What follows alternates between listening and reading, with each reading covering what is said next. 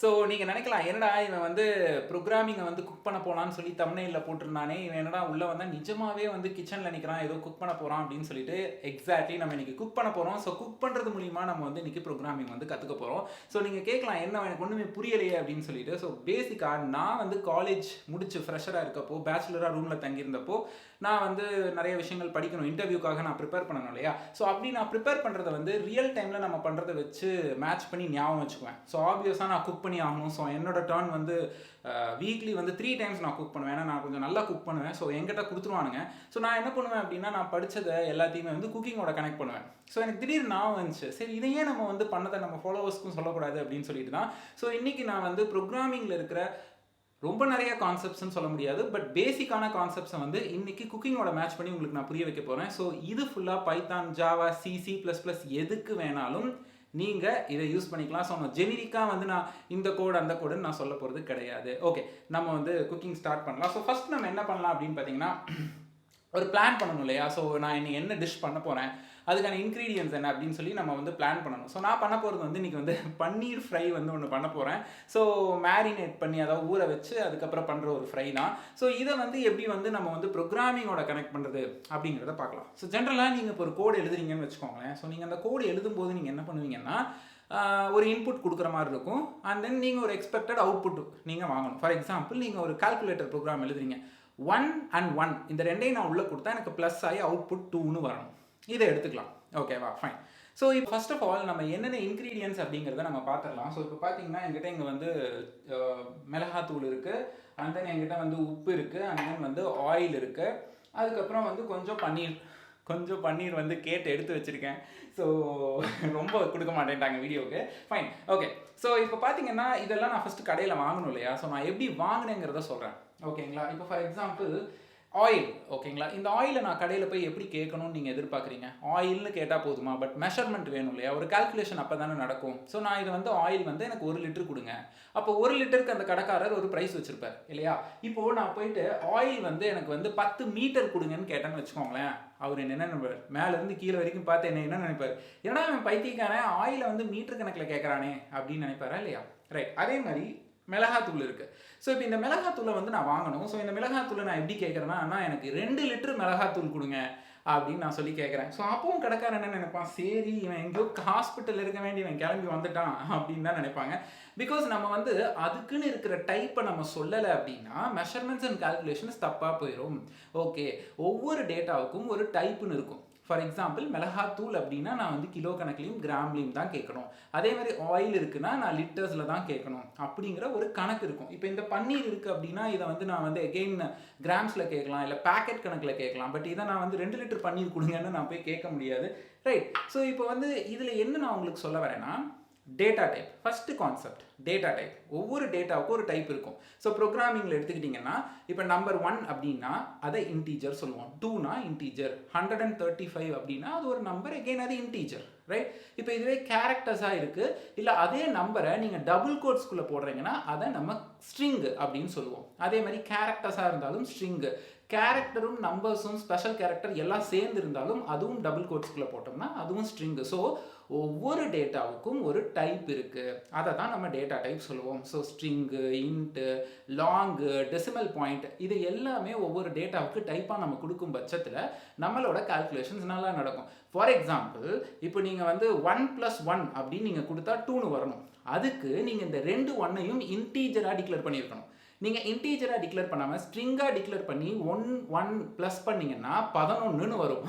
So 1 1 11 அப்படி வரும், வடிவேலு கணக்காக போயிடும். ஸோ 1 + 1, அதாவது நான் வந்து ஸ்ட்ரிங்காக இருக்கும்போதும் ப்ளஸ் பண்ணுவேன், அது கன்கார்டினேட் ஆகிடும். ஓகேங்களா. அப்போது நான் என்ன எதிர்பார்க்குறேன், 1 1 11 தான் எனக்கு வரணும்னா நான் அதை ஸ்ட்ரிங்காக போட்டு ப்ளஸ் பண்ணுவேன். ஆனால் 1 + 1 எனக்கு 2ஆக வரணும்னு நினச்சேன்னா நான் அதை இன்டீஜராக தான் கொடுப்பேன். ஸோ உங்களோட தேவைக்கு ஏற்ற மாதிரி அந்த டைப்பை நீங்கள் யூஸ் பண்ண கற்றுக்கணும். ஓகே.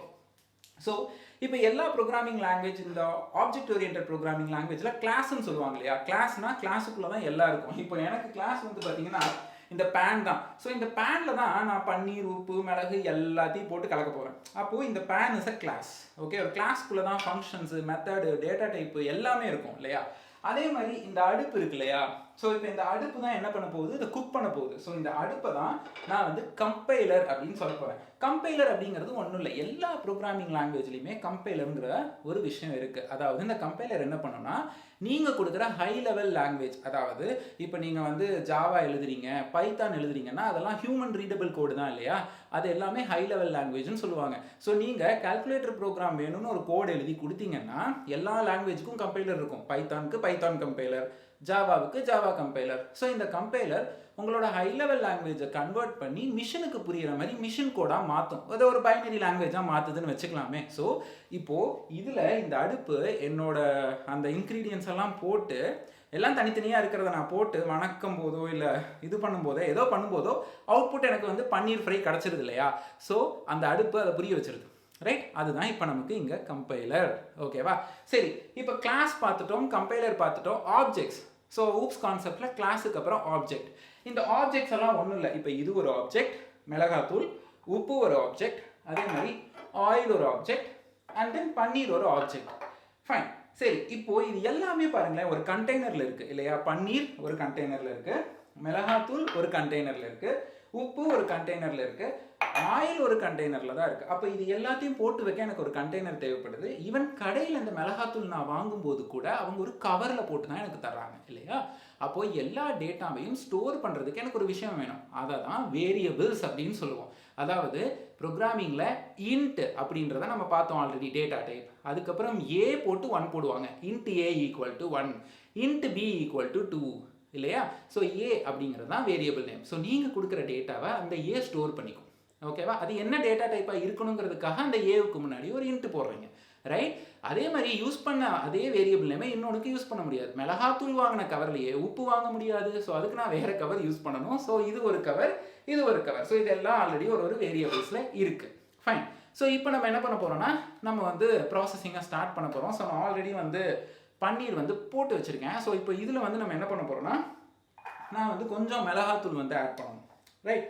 சரி, இப்போ நம்ம என்னென்னலாம் பார்த்தோம், கம்பைலர்னா என்னென்னு பார்த்தோம், டேட்டா டைப்ஸ்னா என்னென்னு பார்த்தோம், வேரியபிள்ஸ்னா என்னென்னு பார்த்தோம், கிளாஸ் என்னென்னு பார்த்தோம், ஆப்ஜெக்ட் என்னென்னு பார்த்தாச்சு, ரைட். ஃபைன். ஸோ இப்போ நான் என்ன பண்ண போகிறேன்னா, இதில் கொஞ்சோண்டு அந்த மிளகாத்தூளை வந்து நான் வந்து சேர்க்க போகிறேன். ஃபைன், நான் சேர்த்துட்டேன், ரைட். பன்னீரில் நான் ஆட் பண்ணியிருக்கேன். சரி, இப்போது இந்த பன்னீரில் ஆட் பண்ண மிளகாத்தூள் எனக்கு பத்தலைன்னு தெரிய வருதுன்னு வச்சுக்கோங்க. சும்மா நான் வந்து டேஸ்ட் பண்ணி பார்க்குறேன், பத்தலை.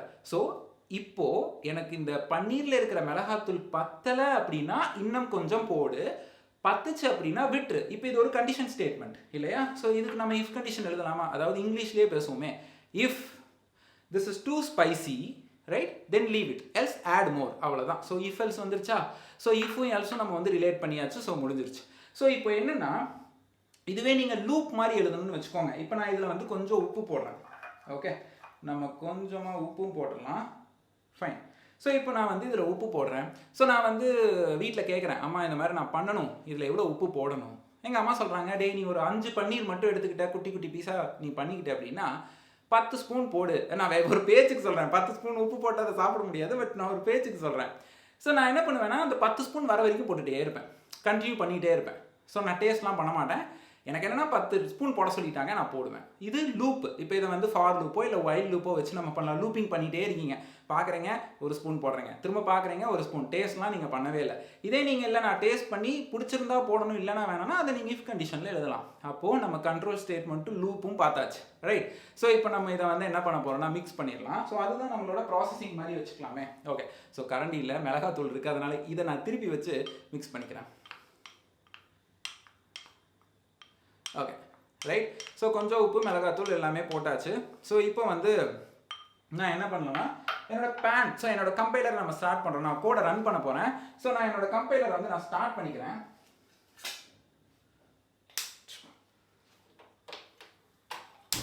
ஓகே, ஸோ இப்போ வந்து என்னோட கம்பைலர், அதாவது என்னோட அடுப்பை வந்து நான் பற்ற வச்சாச்சு. ஸோ என்னோட கிளாஸ் வந்து இப்போ ரெடியாக இருக்குது.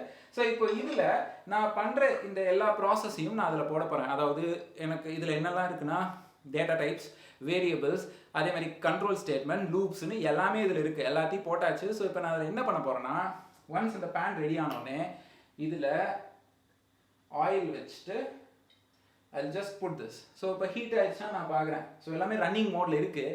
ஸோ இப்போ நான் ஒன்ஸ் வந்து இதை போடுறேன் அப்படின்னா வெயிட் பண்ணுவோம், இன்னும் கொஞ்சம் ஹீட் ஆகட்டும். Okay fine. இப்போ நான் வந்து என்ன பண்ண போறேன்னா, நான் கோடை ரன் பண்ணிட்டேன். இப்போ என்னோட கோடு வந்து ப்ராசஸ் ஆக ஆரம்பிச்சிருச்சு. ஓகேவா ஃபைன். ஓகே ஸோ ப்ராசஸிங்லேயே இருக்கு. ஸோ ஒன்ஸ் உங்களுக்கு வந்து கம்பைல் ஆயிடுச்சு, கம்பைல் ஆனதுக்கப்புறம் ரன் ஆயிடுச்சு அப்படின்னா உங்கள் ஃபைனல் அவுட்புட் பன்னீர் ஃப்ரை ரெடி ஆயிடும். ரைட். ஸோ இப்போ இதுலேயே பார்த்தீங்கன்னா நம்ம வந்து ரொம்ப சவுண்டாக இருக்குது, இதை ரெடி பண்ணிடுவோம்.